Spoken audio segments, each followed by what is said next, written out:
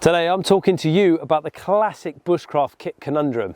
You don't need to spend a fortune to get into the great outdoors. The first thing you're going to need is some kind of bag worthy of containing all of your precious equipment. You'll be hard pushed to find better quality bang for buck than this 65 litre heavy Cordura military Bergen. I'm not knocking some of the other incredible brands out there, but for what you're getting in terms of literage, accessibility, space and design, for 25 quid, you can't beat it. It's made of that incredibly thick, heavy Cordura, which really can put up with just about anything. Heavy duty zips. It can easily hold all the kit and equipment you're going to need to get you started. You can get this at Forces Uniform and Kit online for £25. Now that you've got something to carry all your equipment in, you're probably going to want something to sleep in. Okay, so for 44 quid, I've got a 4-season, fully synthetic Arctic sleeping bag. I don't think you'll find a better deal anywhere on the internet today. You can literally roll one of these out in a bivvy bag on a glacier, as used by Royal Marine Commandos in Norway. With the zip internally running down the centre to belly button height, it even has internal mesh sections to be able to put things like wet pairs of socks and things like that to dry out using your own body's heat. This really is absolutely amazing. It's got a good quality little hood there that goes over the top, and it really closes down nice and tightly around the face. So if something that's capable of sleeping on ice isn't enough, in addition to that, you can add a British military Gore-Tex bivvy bag. Slide your sleeping bag inside and know that you are safe and secure if you just laid out on the forest floor with or without a roll mat.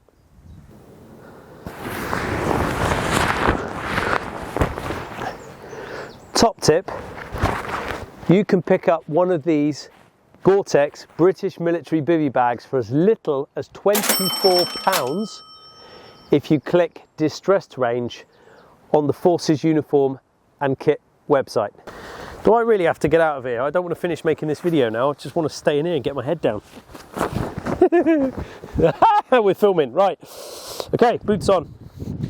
And the next item you're going to probably need, once you've got your sleep system sorted and something to carry all your equipment in, is going to be a decent multi-function tarpaulin. Having saved money on these incredibly priced military surplus items that you want to maybe spend a bit more in is what you choose to sleep in or under. For me, when I sat down and did this equation, I came up with this. For £33, I could buy a DD Hammocks 3x3 from the Bath Bushcraft store, bargain. For what you're getting with 19 fixing points, okay, and a PU coating of 3000 millimeters, this really is something to behold. Hit that subscribe button and take a look at our other videos on tarpology, tent versus tarp, and all the other times I've used one of these across this channel. Let us know how you got on in the box below. Probably the most deliberated subject of all when it comes to bushcraft or survival is what tool to use in the outdoors, and probably the most reinvented tool ever has to be the knife. It's a highly deliberated subject with thousands of designs out there to choose from. The humble companion from Moroniv comes in at £10 to £15 and will last you a lifetime. If you look after it, it will look after you, hands down. A good quality knife is a versatile tool. As long as it's kept sharp, there is an expression in the outdoors which is we're only ever as sharp as the tools we use. Light, accurate and sharp, it's a worthy addition to anybody's belt. The next thing you'll need is a good quality little saw. A folding saw like this Laplander from Bacco will set you back approximately 20 to 25 pounds. With its incredibly forgiving mild steel and retrofitted over hardened teeth, this really is an absolute workhorse. Light in the hand and capable of reducing down pieces of timber accurately and quickly. It's a worthy addition to your equipment. Top money-saving tip for starting fire. Don't be a fool, always carry a lighter. I don't care if you can start fire by rubbing your eyelids together. Always have a lighter handy, because you never know when you might get caught short, especially in the outdoors. Having this simple item carried on your person, and you can buy a pack of 3 for £1, might just save your life one day.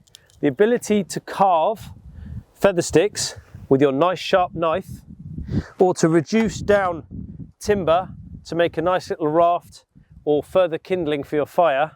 Okay, it's just that lovely collaboration of knowledge and skills coming together with some good quality simple equipment, and that's all you need. I think there's a time and a place for making fire by friction. There's a time and a place for almost everything that we do, and there's a time and a place for getting a fire on quickly and using your lighter.